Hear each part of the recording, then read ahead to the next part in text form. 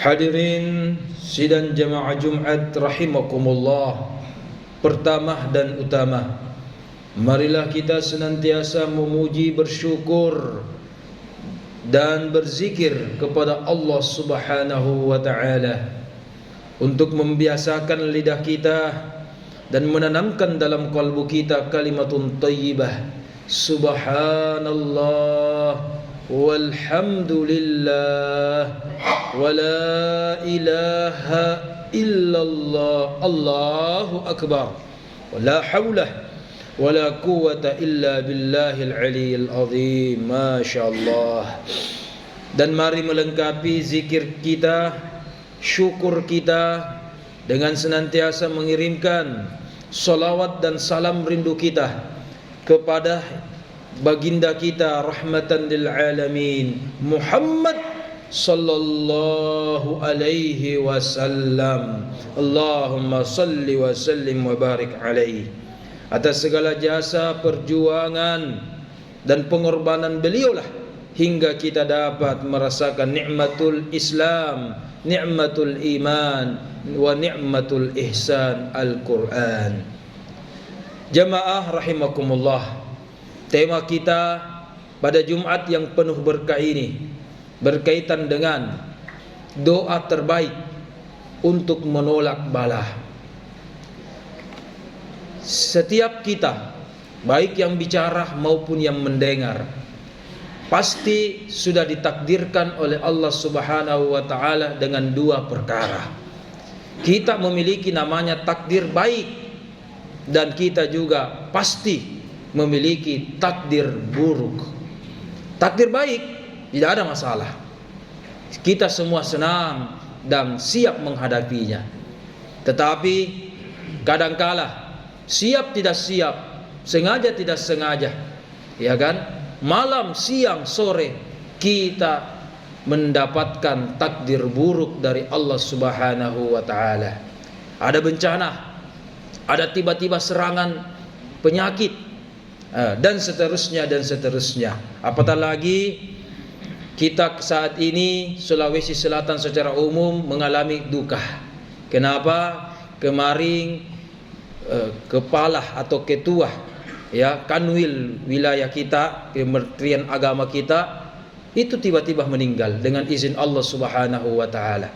Padahal sebelum berangkat meninggalkan kota Makassar dari bandara dalam keadaan fit, segar dan sebagainya, tidak sakit, tidak apa, langsung inna lillahi wa inna ilaihi raji'un.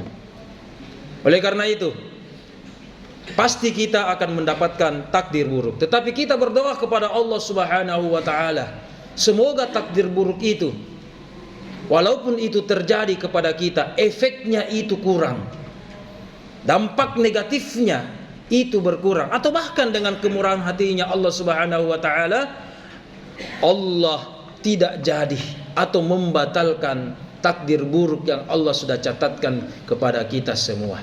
Bolehkah merubah takdir? Bolehkah memperbaiki takdir?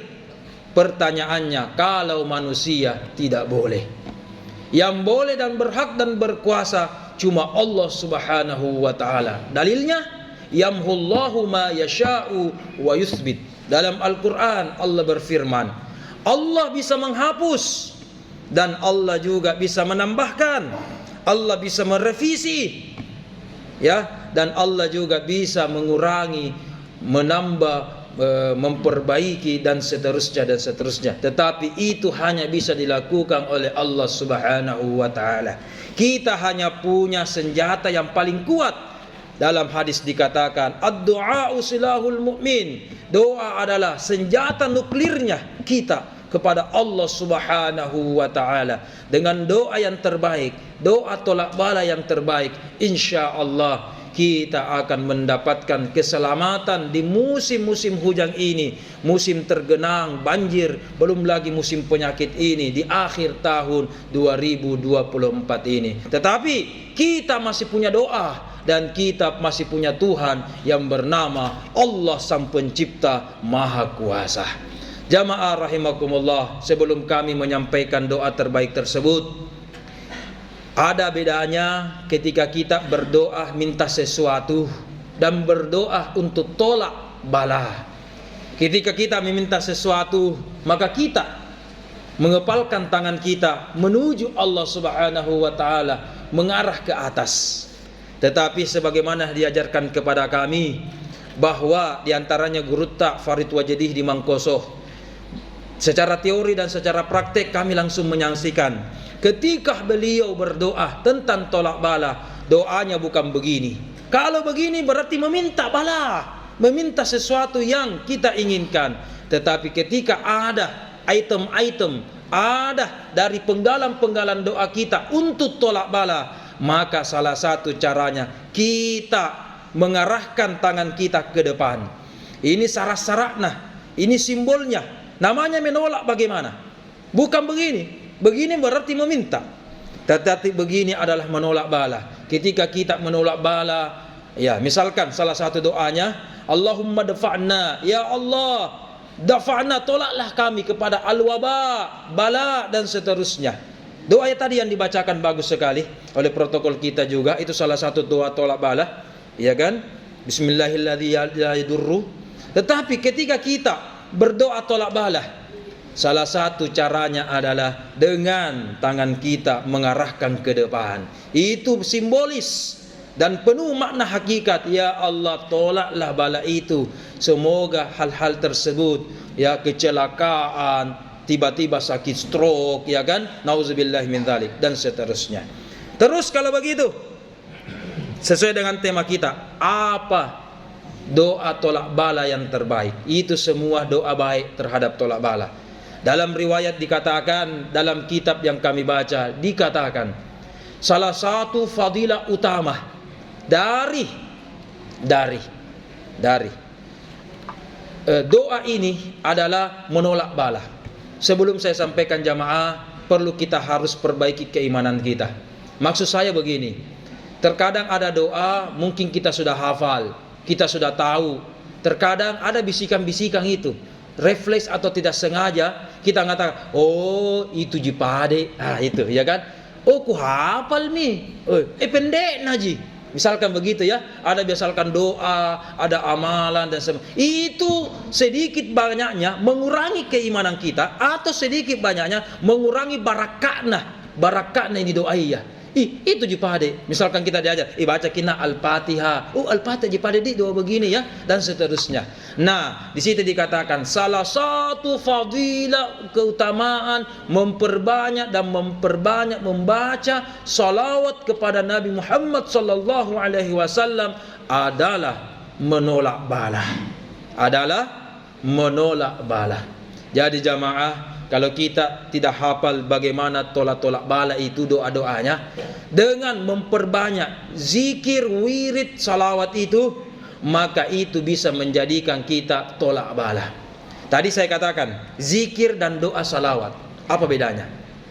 Jamaah rahimakumullah, salawat itu bisa kita jadikan 3 perkara.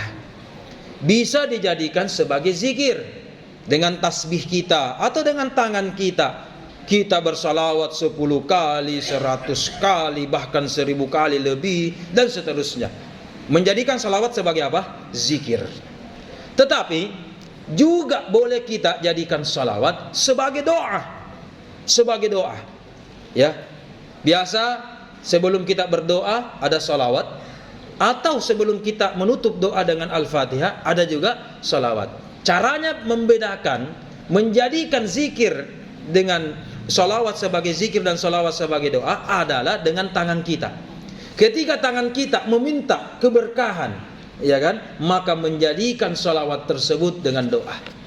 Satu lagi, ada hal-hal tertentu menjadikan salawat 2 in 1. Bisa sebagai zikir dan plus include di dalamnya langsung sebagai doa. Kapan itu? Kalau zikir biasa, doa begini. Nah, kalau menjadikan salawat kita sebagai zikir sekaligus doa, itulah dalam keadaan sholat. Bukankah kita sebentar, bahkan tadi ketika kita sholat, ketika kita tahiyat, ya kan, wajib sholat kita harus ada salawatnya. Ya, walaupun 1000 rakaat, tidak menyebutkan namanya Nabi Muhammad, tidak bersalawat walaupun 1 kali 1000 rakaat atau 1 miliar, 1 triliun rakaat, ya kan?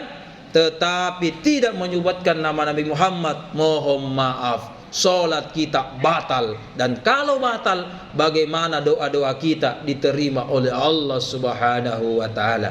Maka minimal ketika kita bertahiyat ada di situ namanya Nabi Muhammad sallallahu alaihi wasallam. Maka ketika membaca salawat dalam solat, itu sebagai zikir dan itu juga sebagai doa kepada Allah Subhanahu wa taala. Dan ini salawat jamaah tidak bisa dipandang enteng.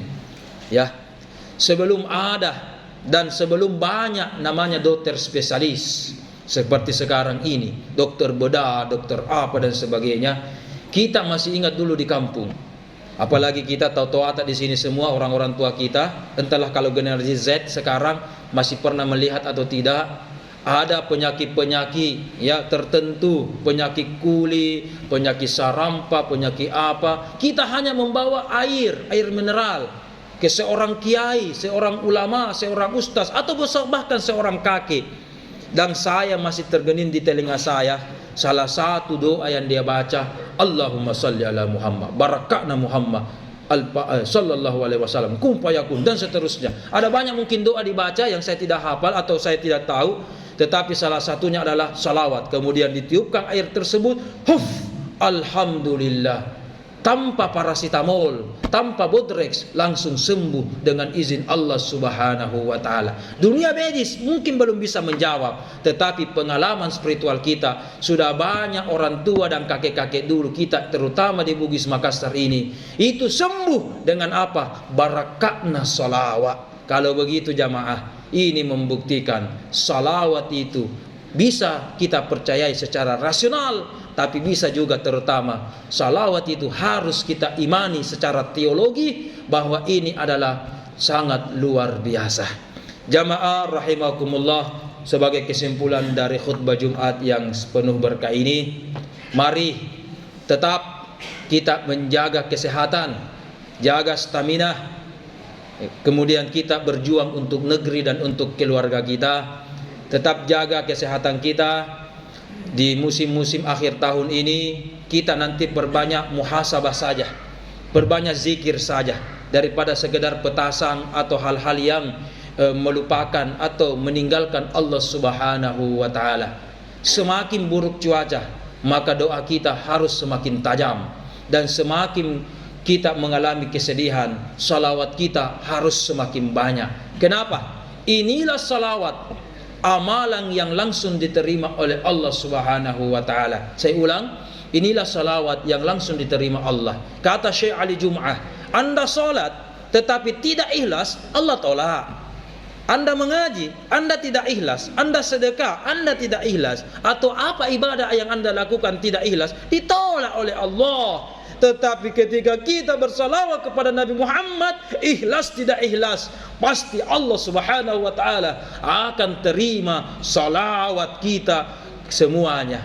Dalam kitab Al-Hakim, Mustadrak Al-Hakim, di situ dijelaskan Adam alaihissalam belum diajarkan nama Muhammad. Bahkan ketika itu Muhammad belum dilahirkan, tetapi Adam dengan kecerdasannya berdoa kepada Allah Subhanahu wa taala dengan penuh. Ketika itu diusir dari surga. Kita tahu bagaimana cerita Nabi, diusir dari surga, meminta taubat, meminta doa kepada Allah, meminta ampunan sambil menyebutkan nama Muhammad, dikabulkan segala permintaan dan diampuni segala dosanya. Itu Nabi Adam jamaah. Apalagi kita memang umatnya Nabi Muhammad sallallahu alaihi wasallam. Terima kasih. Barakallahu li wa lakum fil Qur'anil azim wa nafa'na wa iyyakum bima